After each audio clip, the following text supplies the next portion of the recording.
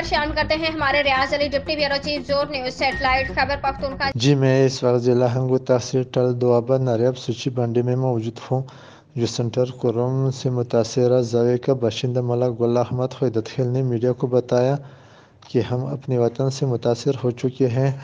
15 साल पूरे हुए जो हम किरायों पर दर बदर ज़िंदगी गुजार रहे हैं। जावा मॉस्क अभी तक बंद है, हमारे साथ मुसलसल जुल्म हो रहा है।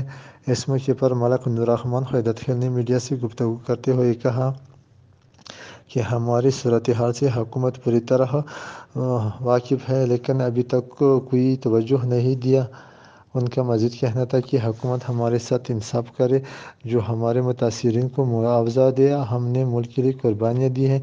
हुकूमत वालिदैन की हैसियत रखती है और वालिदैन को चाहिए कि अपने बच्चों पर रहम करे और अपने बच्चों से प्यार करे। ऐसा नहीं है कि अपने बच्चों के साथ जुल्म करे।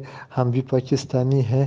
रियाज Ali bureau chief zone news satellite Khyber Pakhtunkhwa, ज़िला हंगू तहसील टल दोआबा नारियाब सूची बंडा।